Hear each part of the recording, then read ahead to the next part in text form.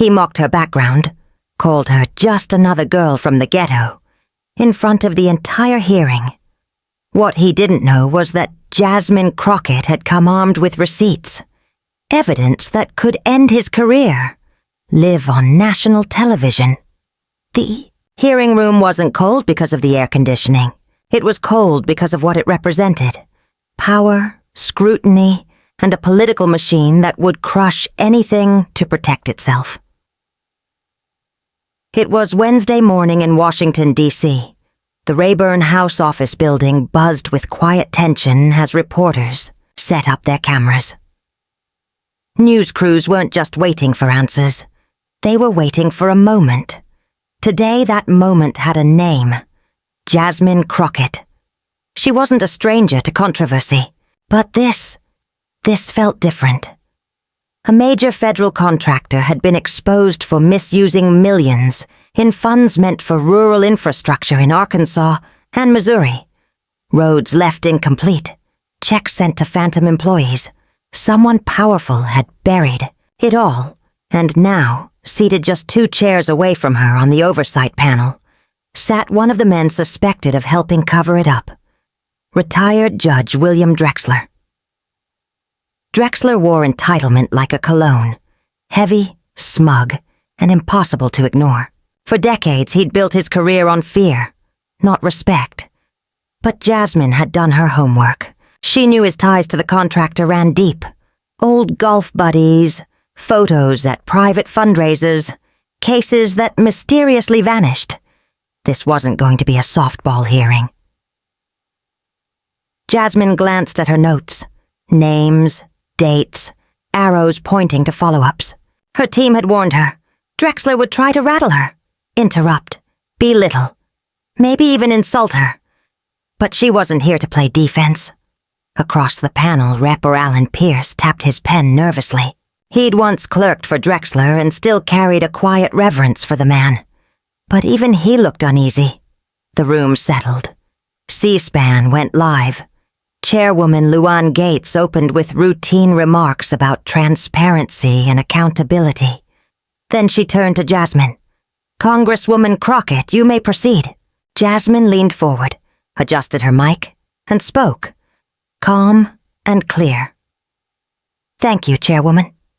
My questions are for Mr. Reed, CFO of McKenna Infrastructure Group."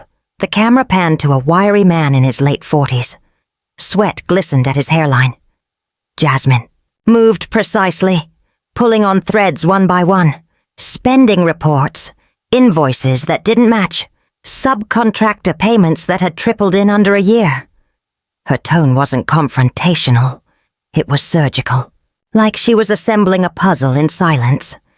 Then, as Reed stumbled over a question about a January invoice, Drexler leaned in and let out a soft scoff, just loud enough for the microphones to catch. Jasmine paused for a fraction of a second, but didn't acknowledge him.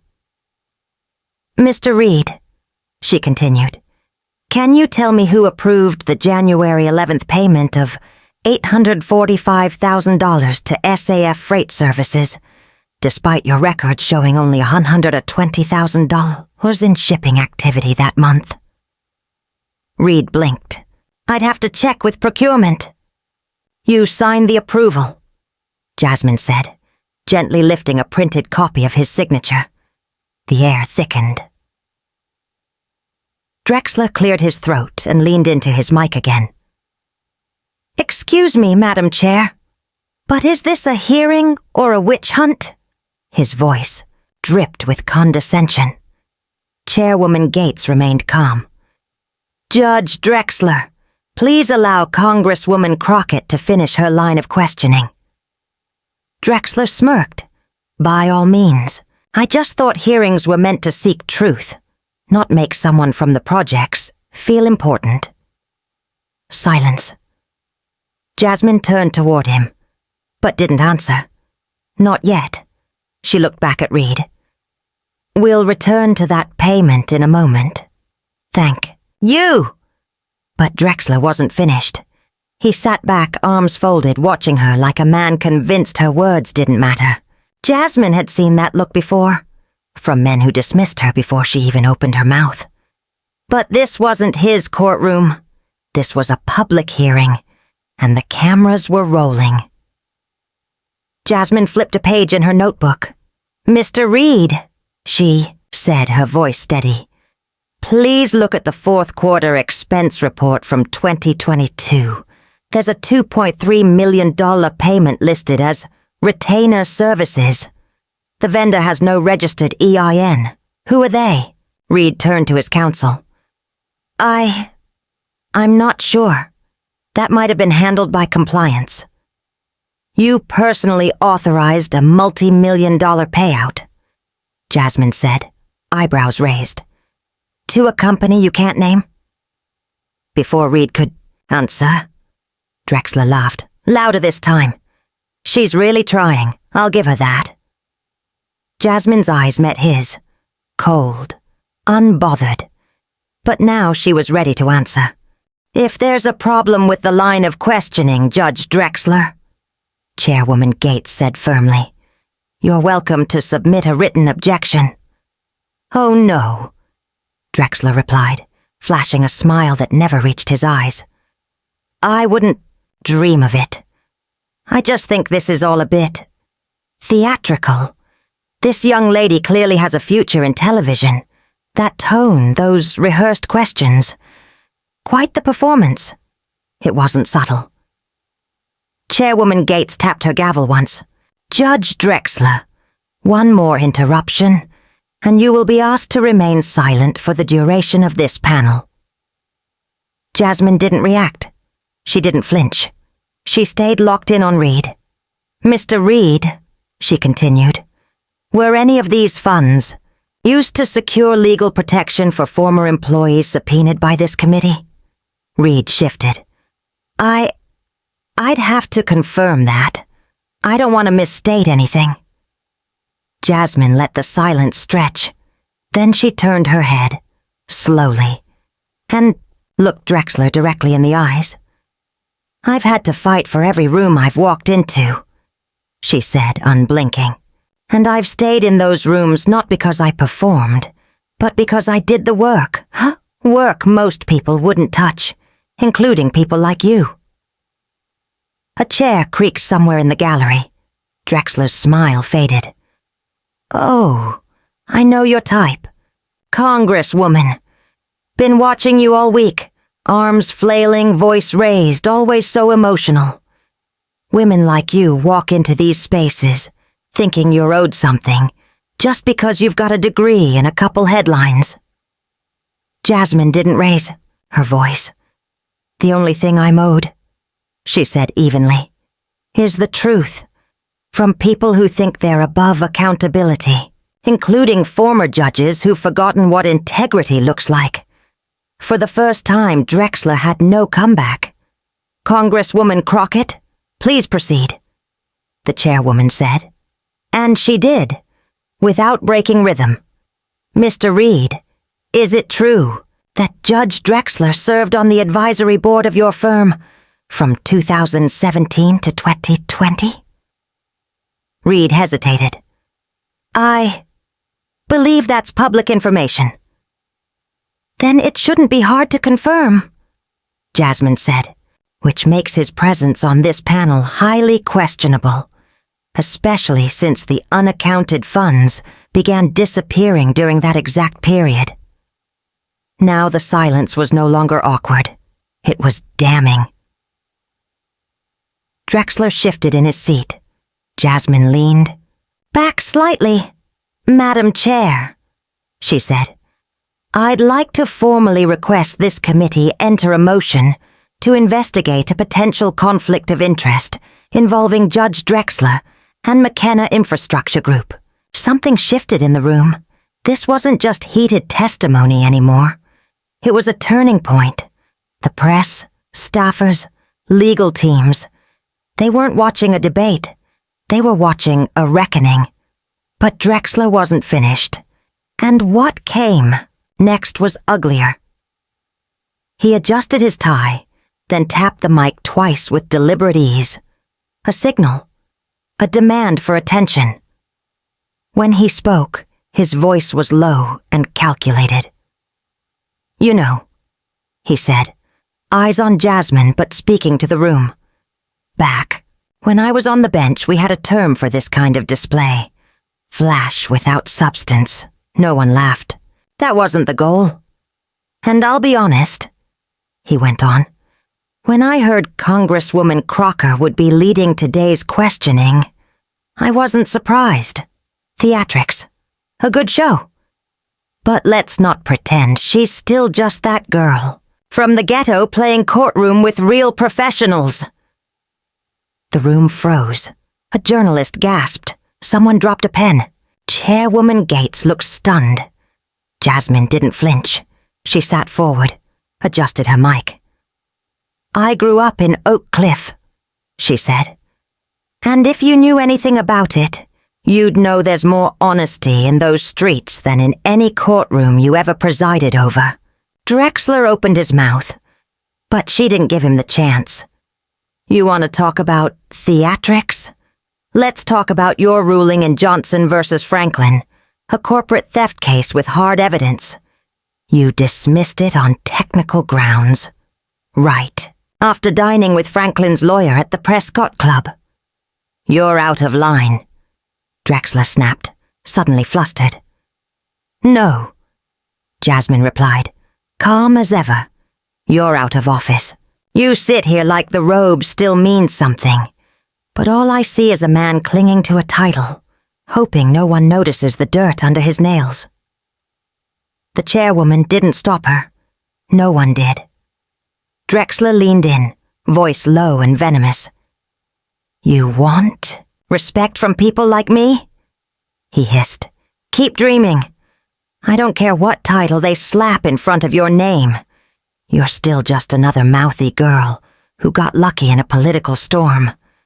But you'll never be one of us." The insult didn't land. It exposed him more than her. Jasmine scanned the room, then fixed her gaze on him again. "I don't want to be one of you. That's the difference," she said. "You climbed your way up by stepping on people and calling it justice. I got here by standing on my own 2 feet, and I answer to the people, not to the country club." There were nods now. Not everyone. But enough. Drexler turned to Chairwoman Gates, voice seething. "This is a circus. I won't be lectured by someone who coasted here on identity politics." Gates didn't blink. "Then you're free to excuse yourself, Judge. This panel was convened to investigate fraud, not to protect egos." Drexler glared, but didn't move. Jasmine turned one final page in her folder. "For the record," she said, "this committee has subpoenaed internal emails from McKenna Infrastructure. And we're currently reviewing contracts signed during your time on their advisory board," Jasmine said, voice measured. "If I were you, I'd worry less about who I am, and more about what those documents say about you." The words had barely settled when the sound of approaching footsteps echoed down the hallway, heavy, deliberate, unmistakable. Whatever Drexler thought his biggest problem was, it was about to be eclipsed. Jasmine didn't react. Her hands stayed folded. Her gaze didn't flicker. But just for a second, her mind slipped elsewhere. Someplace far from microphones and marble floors. Someplace that smelled like hot pavement and cafeteria lunches. Summer, 1996. She was 13, waiting at a bus stop in South Dallas, a backpack full of books, bruised knuckles from protecting her cousin, and a ponytail pulled too tight. Her mother was already at work. Jasmine was on her own. 2 buses, 1 transfer, all to make it to summer classes at the library. A man in a beige Lexus slowed by the curb. He didn't look at her face, just her clothes, then drove off. Behind her, a woman on the bench muttered, "They see you and think they already know the story." Jasmine understood, even then. Her zip code spoke, before she ever opened her mouth. That day she sat in the library until closing, reading law books she could barely understand, watching courtroom proceedings on a dusty TV in the corner. The judge, cold, detached, sounded just like Drexler. But the lawyer, a black woman in navy blue, passionate, brilliant, she lost the case, but never shrank. That was the moment Jasmine knew. Not that she wanted to be a lawyer, not a politician. She just wanted a seat at the table where men like that judge would have to see her, would have to listen. Back in the hearing room, she blinked once, and the memory vanished. Drexler was still sitting there, older, slower, but the same kind of man. Chairwoman Gates repeated, "Congresswoman, you may continue." Jasmine gave a slight nod and returned to her file without missing a beat. "Mr. Reed, one last thing. There's a payment listed on August 3rd, marked as external legal consultation. The firm doesn't exist. Is that a shell company?" Reed opened his mouth to answer. Then the rear doors creaked open. 2 men in dark suits stepped inside, purpose in every step. One carried a sealed envelope. They approached Chairwoman Gates. She leaned forward as one whispered in her ear. Her expression tightened. Then she straightened her spine and looked directly at Drexler. "Judge Drexler," she said, calm and clear, "you are hereby informed that you've been named in a federal investigation into obstruction of justice, bribery of public officials, and misuse of advisory influence for personal financial gain." This time the room didn't gasp. It froze. Even the cameras seemed to pause. Drexler blinked slowly, like the words hadn't registered. "What is this?" he said, voice brittle. One of the agents stepped forward and handed him a document. "Sealed indictment," he said. Drexler scanned the page, then again. His hands began to tremble. He turned to Jasmine, searching her face like she might offer a lifeline. She didn't move, didn't speak.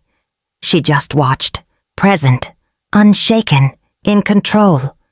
But the agents weren't finished. No one else in the room knew how wide this net might cast, or who else might be caught in it.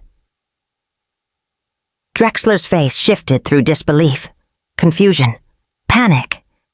His jaw moved, but no words came. His confidence, once so loud it didn't need a microphone, was cracking. He squinted at the dates, the names, the weight of the evidence. Like if he stared long enough it would disappear, like someone had slipped the wrong file into the folder. "This is absurd," he muttered. "I served this country, this system, for 40 years. I am not some crook in a headline." The agents waited, silent, patient. Jasmine leaned back in her chair, not triumphant, just steady. This wasn't about his downfall. That wasn't her role. The truth had simply arrived, like it always does, when people finally stop looking away. Chairwoman Gates cleared her throat. "These charges are serious, Judge. I have no authority to intervene.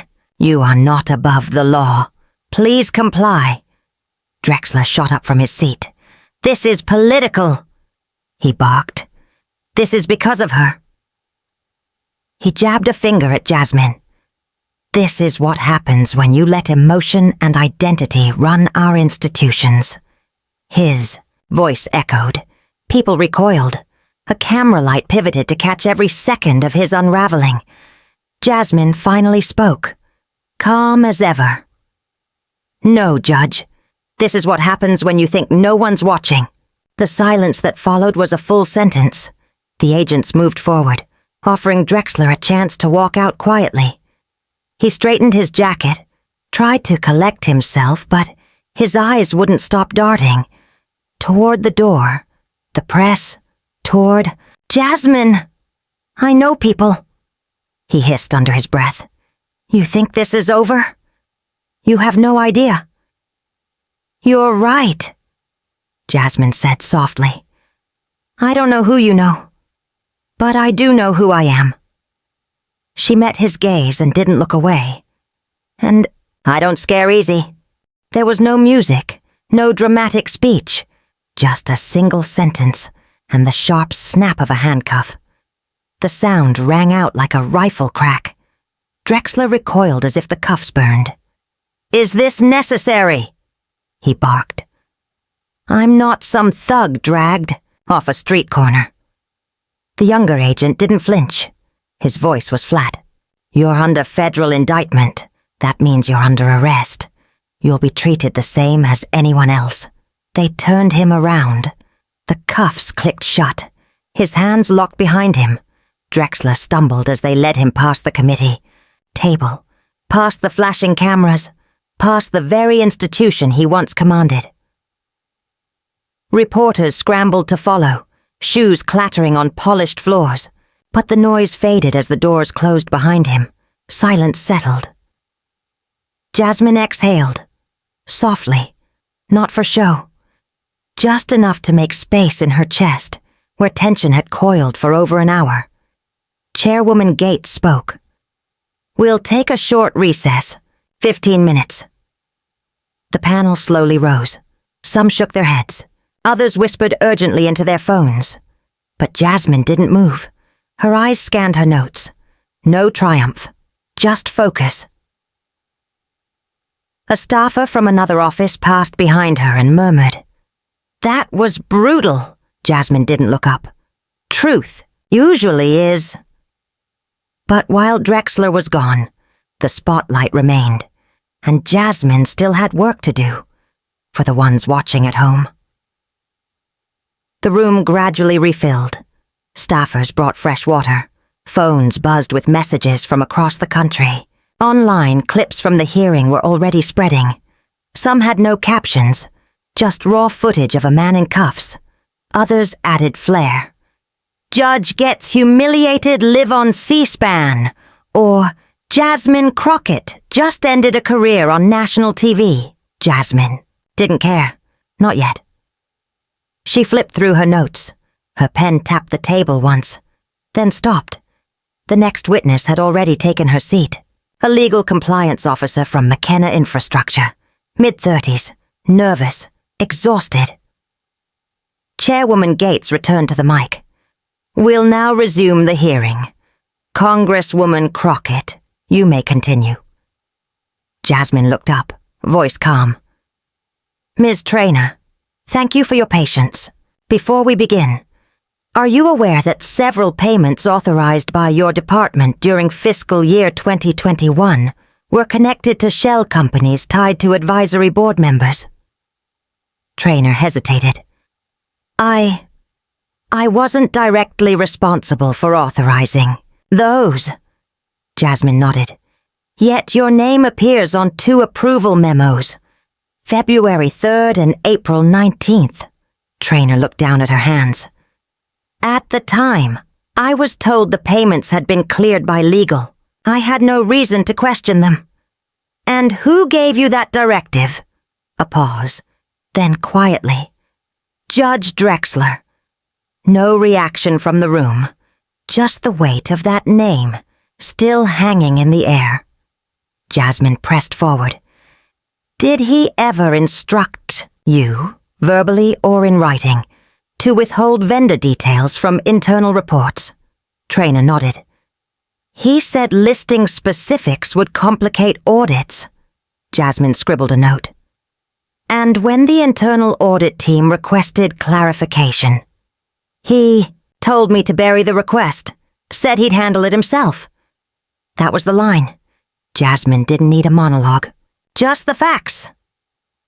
"Let the record show," she said, "that Judge Drexler not only had financial ties to McKenna Infrastructure, but actively interfered with internal oversight." Chairwoman Gates leaned toward her mic. "So noted." For the first time, Jasmine leaned back slightly. Not because she was done, but because the facts were now speaking for her. Behind her, aides from multiple offices were already on their phones. There would be consequences. Hearings, subpoenas, lawsuits. Drexler's name wouldn't just appear in the news, it would be the news.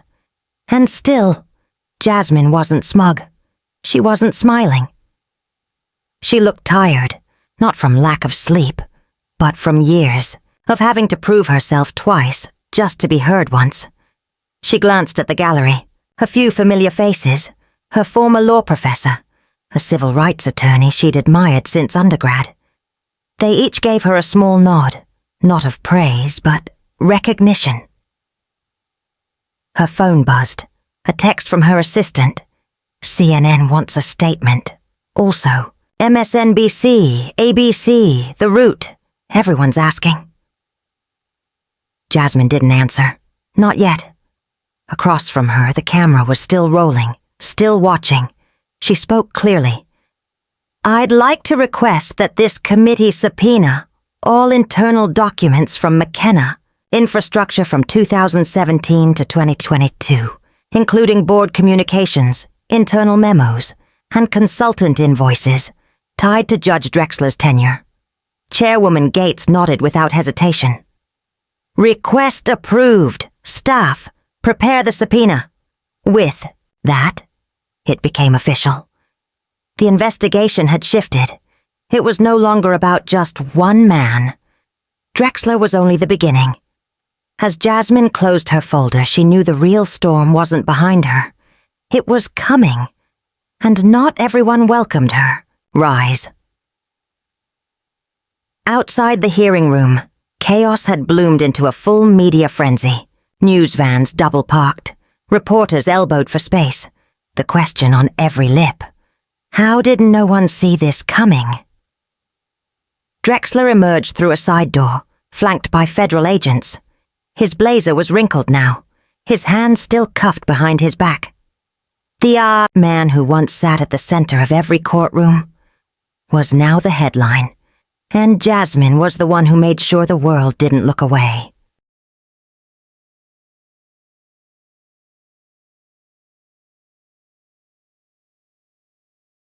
He tried to project authority, to demand order the way he always had.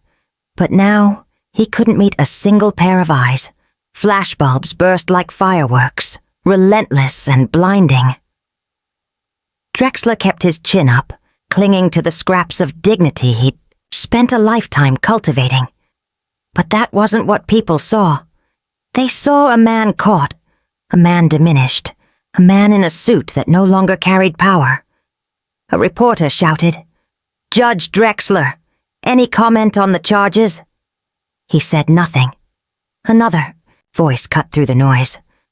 Was Congresswoman Crockett part of a political setup? Still silence. The agents didn't stop. A few steps from the curb, Drexler finally broke. He turned abruptly, eyes wide, voice cracking. Not with command, but desperation. "This is all a smear job," he shouted. "I built my career on service. You don't know what I gave up for this country." One agent leaned in, firm but calm. "You can save it for court." They guided him into the back of a waiting black SUV. The doors closed. The vehicle slipped away into the chaos. Back inside, Jasmine hadn't moved. She was still seated, quietly reading through the stack of documents in front of her. An aide leaned in. Footage of Drexler being escorted out is already everywhere. Twitter, YouTube, TikTok. They're cutting it into edits, putting your face next to words like grace, power, and legend. Jasmine didn't react, not because she wasn't vindicated, but because she knew applause is fleeting. Chairwoman Gates brought the gavel down. This concludes today's proceedings. We'll reconvene next Wednesday at 9 a.m. sharp. As the room emptied, Jasmine took her time. Every paper went neatly back into its folder. When she finally stood, the scrape of her chair echoed louder than any of the last 10 minutes. On her way out, a young intern, barely older than 20, approached nervously, clutching a stack of reports. "Ma'am," she whispered, "what you did in there, it mattered." Jasmine paused, gave the smallest nod. "Thank you. Keep showing up, especially when it gets ugly." The hallway outside was thick with press, questions flying like darts. But Jasmine walked through them the way she always did, on her own terms. "Congresswoman," a reporter called. "Will you comment on what just happened?" She didn't slow down. "Do you feel vindicated? Still walking? Do you think Drexler's arrest sends a message?" At that, Jasmine stopped. She turned, met the lens of a camera head on. "It's not about sending messages," she said. "It's about doing your job, even when no one claps for you." Then she walked away, while Drexler sat in a federal holding cell and the media scrambled to dissect his downfall. One clip kept rising above the noise. Jasmine Crockett, composed, direct, unshaken. By morning, her name was everywhere. Cable news panels broke down her tone. YouTube reaction videos praised her delivery. Instagram reels set her stare to orchestral music. Late-night monologues called it a masterclass in restraint. Some critics called it performative. But those voices were quieter now. In a small diner in Wilmington, Delaware, an older couple watched the footage on a flickering TV above the counter. The woman sipped her coffee and said, "That girl didn't blink. Reminded me of Barbara Jordan." Meanwhile, in a high school civics class in Flagstaff, Arizona, a black student raised her hand and asked to learn more about Congress. Her teacher smiled. "Let's start with this clip," she said. But Jasmine saw none of that. She sat at her desk, surrounded by open folders and half-written bills. Sleep had been scarce. Calls had come in all night, from journalists, activists, even former colleagues who'd never returned emails before. Her staff had been juggling media requests since 6 a.m. But none of that mattered to Jasmine. The spotlight had never been her fuel. Her phone buzzed. A message from her father. "I saw it. Your mother would have been proud. Keep going." She stared at the screen for a long moment, then set it face down on the desk. That afternoon, she returned to the chamber. Not to celebrate, just to work. Another hearing, another battle. This time, environmental fraud in Oklahoma. No fanfare, no interviews, just paperwork and purpose. From across the room, Chairwoman Gates caught her eye. She gave Jasmine a subtle nod. No words, just that quiet signal between two women who had spent their careers being underestimated and kept walking forward anyway. Outside the building, a reporter from the Baltimore Examiner caught up to her. "Congresswoman Crockett, what went through your mind when Drexler made that comment about your background?" Jasmine turned, calm. "I've heard worse," she said. "He said what a lot of people think, but won't say out loud. That's not news to me." "So what do you want the public to take away from all this?" She paused, then answered simply. "Dignity beats arrogance, every time." She found herself thinking of Oak Cliff again, of childhood afternoons watching courtroom reruns on a second-hand TV. There was one image she never forgot. A nameless black woman standing before a judge who barely looked up. That woman had spoken, with calm and fire all at once, unshaken despite being unseen. Jasmine had tried for years to find out who she was. She never could. But maybe now. Maybe someone would see her that same way. Her laptop pinged. A new email. The subject line read, "You reminded me I belong. Congresswoman Crockett. I'm in my first year of law school. Today you reminded me that I belong in every room I walk into. Thank you." Jasmine didn't reply. Not right away. She just sat there, letting the words settle. She wasn't naive. This wasn't a finish line. Corruption didn't pack up and leave. Power still shielded itself. There would always be another Drexler waiting in the wings. But now, there was also a record. One moment. Uncut, unedited, undeniable. A moment no one could spin.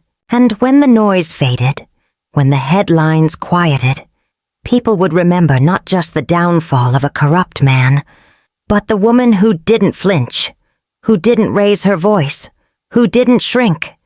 They would remember the woman who rose from nothing and never let anyone make her feel small again.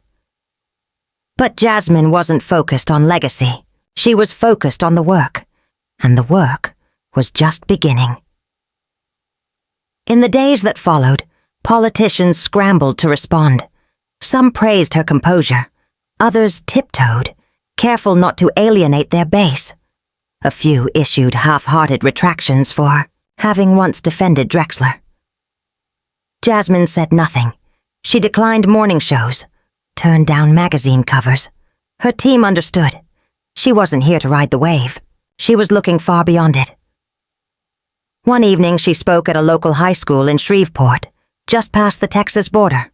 No press, no cameras, just students, parents, teachers, and the faint scent of floor wax and vending machine popcorn. During the Q&A, a girl, no older than 15, raised her hand, eyes wide, shoulders uncertain. "How do you stay calm?" she asked. "When someone tries to make you feel like you don't belong?" The gym fell quiet. Jasmine stepped down from the stage and walked toward her. "Because I know exactly why they want me to feel that way. She said. She let the silence do its work. When someone's power depends on you staying small, they'll say anything to keep you in that box. Don't argue with them. Don't try to prove them wrong. Just keep growing. The truth will do. The rest." The girl nodded slowly, holding on to every word. Later that night, back in her hotel room, Jasmine sat alone. No hum of cable news, no ringing phone, just the kind of stillness that let memory slip in through the cracks. She thought about how close she'd come to reacting during the hearing, about how easy it would have been to shout back, to meet Drexler's venom with fire of her own, but she didn't, because that wasn't strength. That was spectacle. That's what he wanted, a scene, a soundbite. Instead, she let him unravel, and when it was over, she was still there, unmoved, unshaken. She opened her laptop and began drafting notes for the next hearing, environmental fraud in Oklahoma. Her job hadn't changed. Her mission hadn't shifted. There were still communities to defend, still systems to fix, brick by broken brick. She thought of her mother again, of long bus rides, packed lunches, nights when the lights flickered because the bill got stretched too far. That's what made her. Not the cameras, not the headlines, the quiet struggles, the hard moments, the parts no one films, and that's what she wanted people to remember. Not just that a powerful man had been held accountable, but that real power, earned power, doesn't come from titles or robes or desks, taller than the people in front of her, them. It comes from consistency, from listening, from refusing to break just because someone else wants you to. That's why the moment worked, not because she fought for control, but because she never lost it. So if there's a lesson in all of this, it's this. Never let anyone else define your worth, especially not the loudest person in the room. Stand firm in what you know. Speak when it matters. And if someone tries to write you off before you even speak, let them underestimate you. Because when the truth finally shows up, and it always does, you won't need to say a word. The facts will speak for you, and this time the world will be forced to listen.